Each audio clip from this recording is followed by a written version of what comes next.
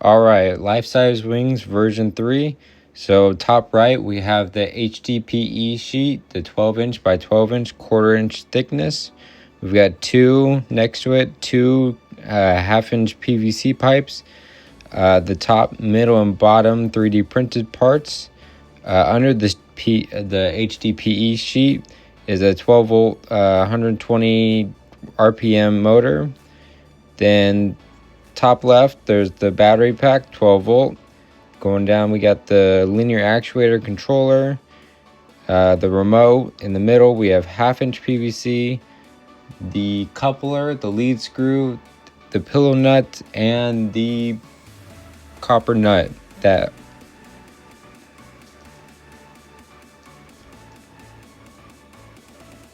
here I'm showing that it's a half-inch PVC pipe, which the half-inch refers to the inner diameter.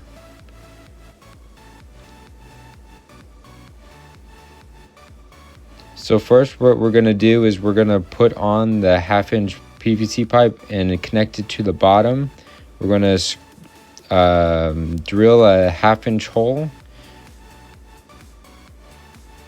The part that I put in is a hole guide so that the drill bit goes straight down, because if you don't have it going straight down, then it will go sideways and it will like damage the part.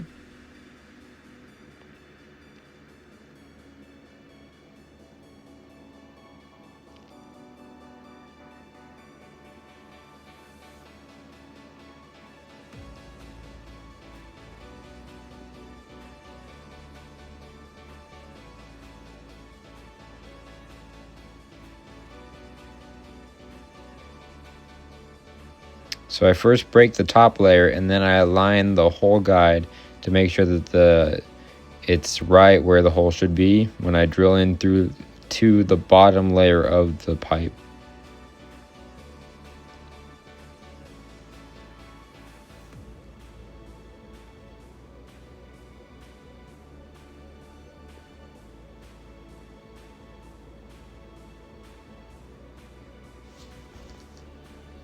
Now that the hole is drilled, we're putting in a 1/4 inch diameter, 2-inch long dowel pin, stainless steel.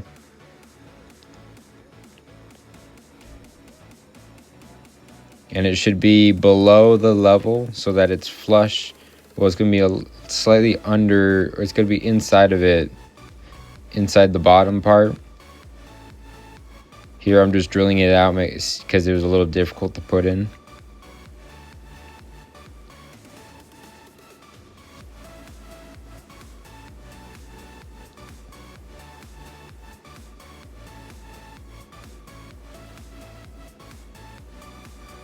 These bottom holes are to push out the dowel pin.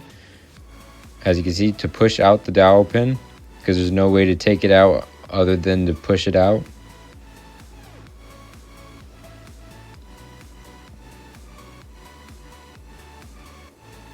Here's the motor, 12 volt, 120 RPM. I should have screwed in the motor first, because you'll see that it's a little difficult, but I'm able to put the screws in.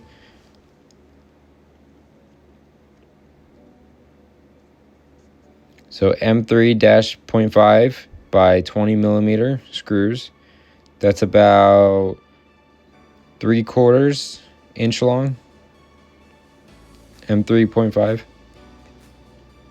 And there's just 4. The top 2, and then the middle 2.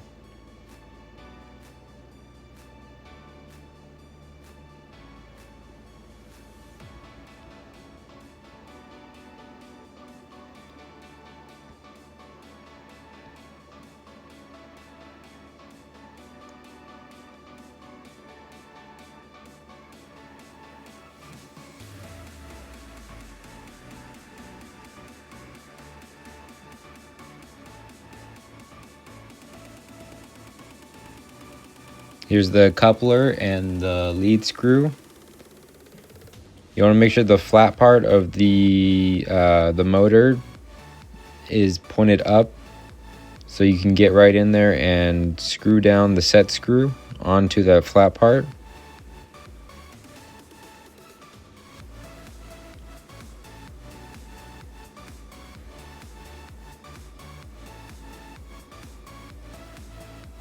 Here is the pillow bearing block, and that also is held on by the 1/4 inch, 2 inch long dowel pins.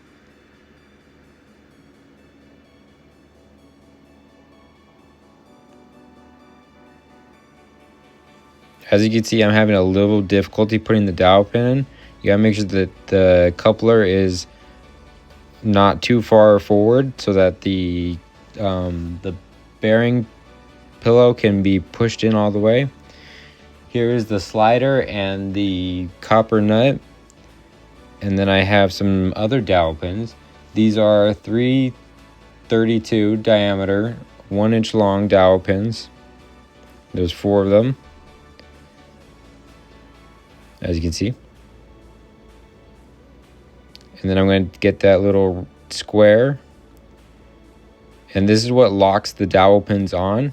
And then when the lead screw goes through that, it will make it so that little square can't move in or out, so it keeps it all locked in there.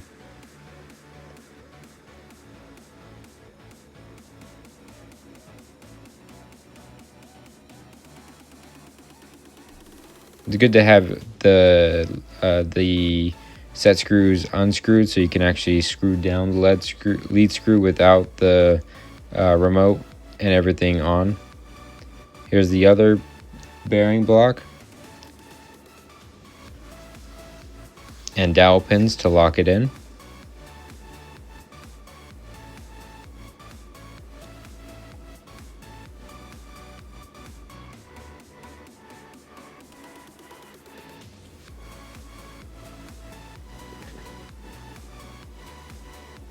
Okay, so what I'm going to do now is I'm going to line the side of it with the bottom side and the top side to the HDPE side right there. As you can see, it's a line, and I'm going to clamp it down.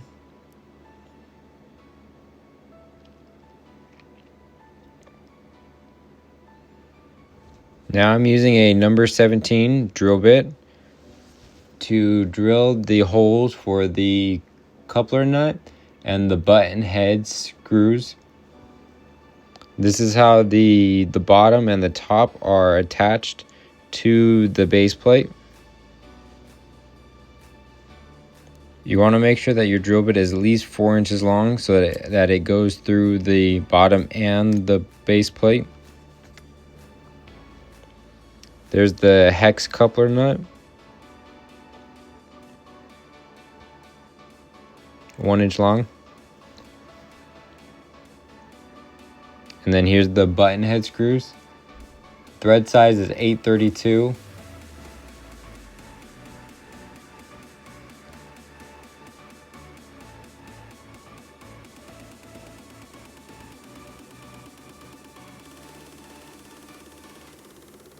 There's a lot of switching back between a drill bit or a bit or a hex bit. So I was doing that by hand because I had the drill bit in my drill. Now I'm aligning the top, and then I'm going to clamp that down. So I clamped down the bottom. I screwed in at least 2 of the holes so that I could screw it in and make sure that's aligned.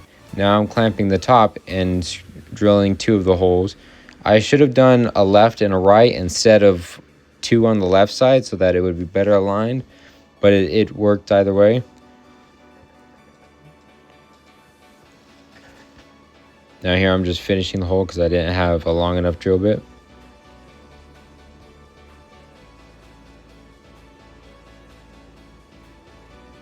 So you want to make sure that you have the 1/2 inch PVC pipe and the lead screw in before you drill it onto the base plate so that it's aligned properly, so it's straight and it doesn't bend and it doesn't, yeah.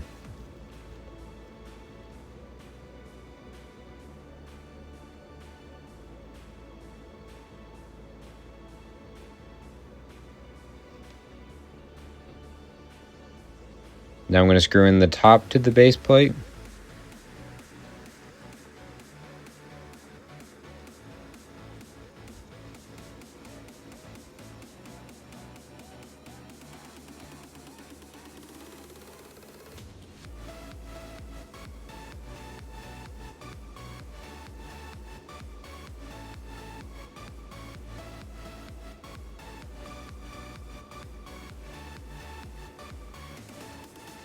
There we go.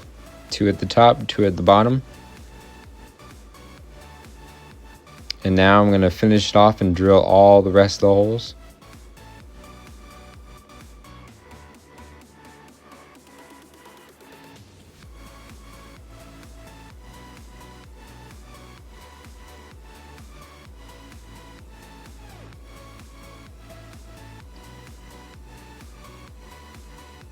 There you go.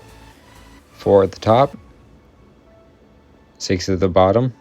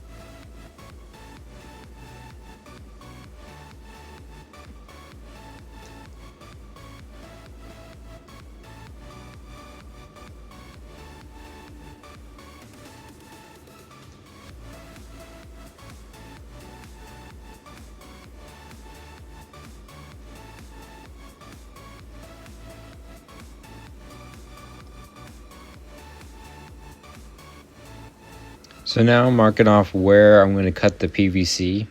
You want to cut it a little under that though, so that it's slightly under or flush. And I'm drilling into the 1/2-inch PVC for the top, for the dowel pins. I cut a little off so I could easily insert the hole guide.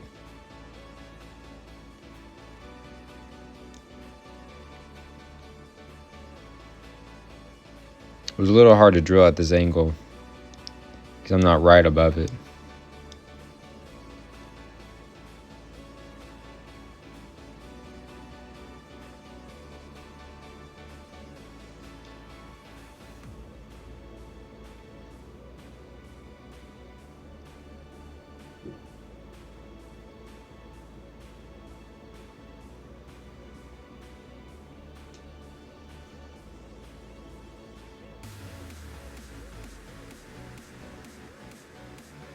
So I took everything apart and I put all the couplers and the button head screws on.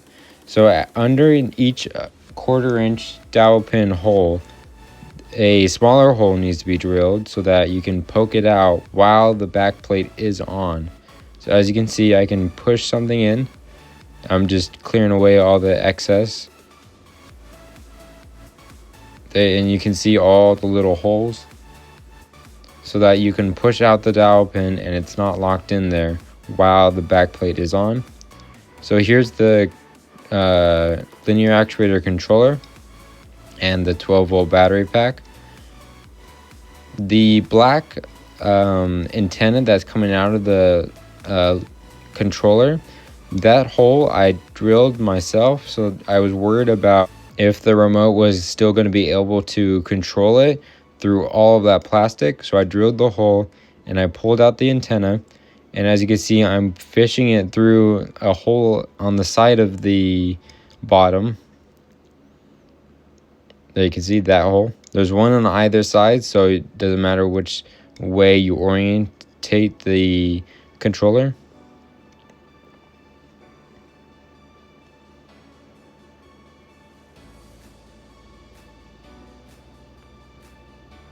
Now here's the middle piece. You want this to be aligned with the top and bottom, but it doesn't have to be perfect.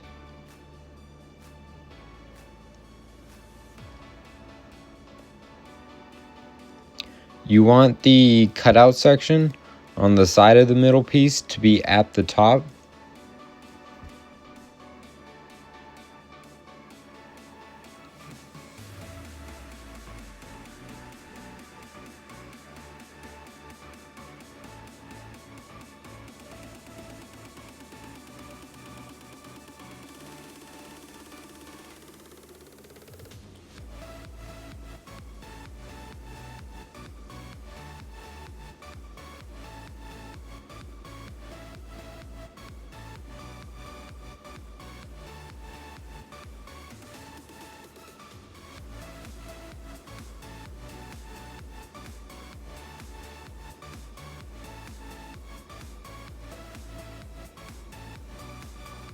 So there you go. I did it off camera, but I drilled the 4 holes for the middle.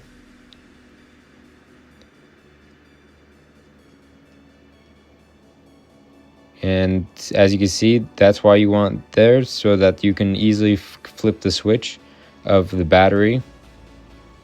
Here's a demonstration. So B is down, A is up. Basically, it's really simple. To either retract or extend the wings, the slider only has to go halfway, and that takes about 4 seconds.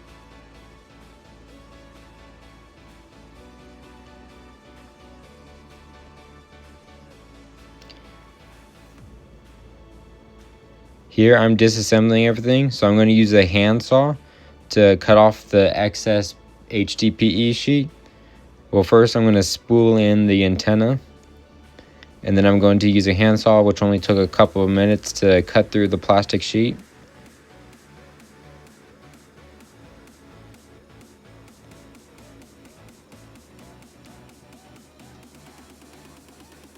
Now I'm showing the bottom hole guide for the 1/2 inch, or no, the 3/4 inch PVC.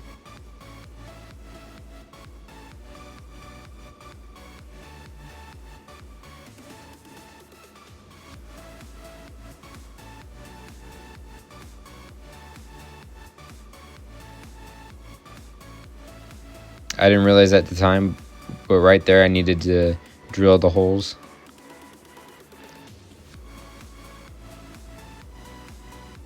There's the holes drilled all the way through.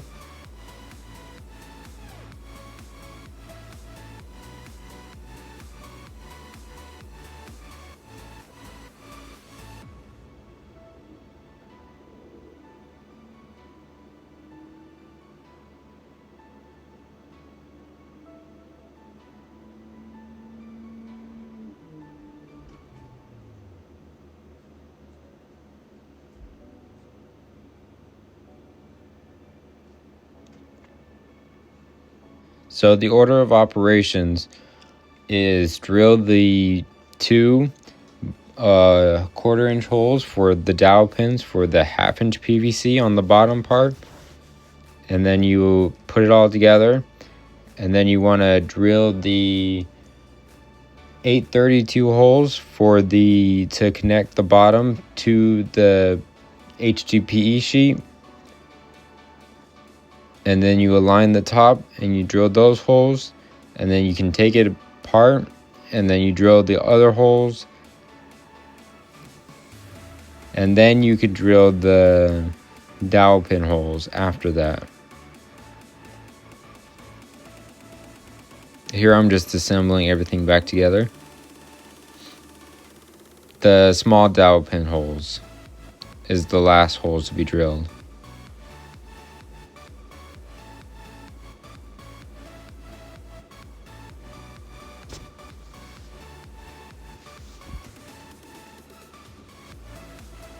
Here I'm threading it the wrong way. There we go.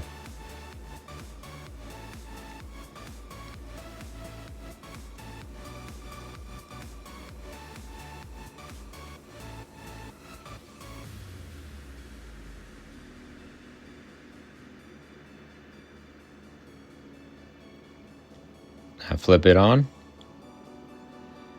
I can do another demonstration. So to fully extend or retract the wings, it only needs to go from the bottom to the middle or the middle bottom for the smaller set, or middle top or top middle. And here it takes like 2 or 3 seconds to do to go halfway, where it actually takes 4 to 5 seconds in real time. This is just sped up video.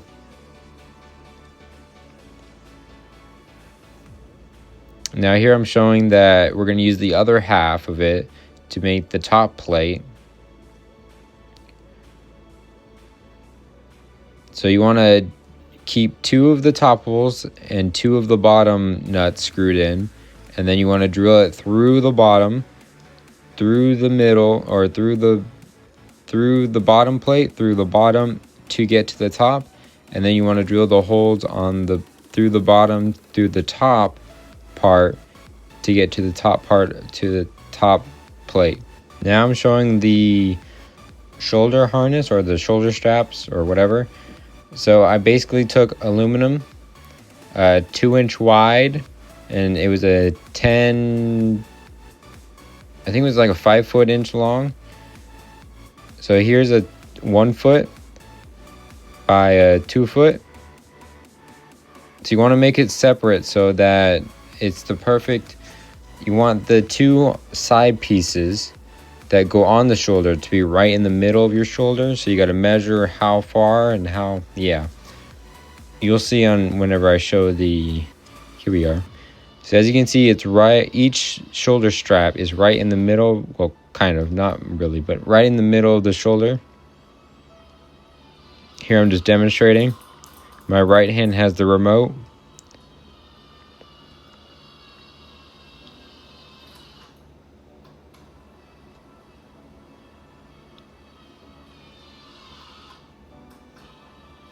And as you can see, it's a lot smaller than version 1 and version 2. Version 1 and 2 are the exact same size. But now, so I wanted to focus on making it so that everything can be easily taken apart and put together. I didn't want anything permanent.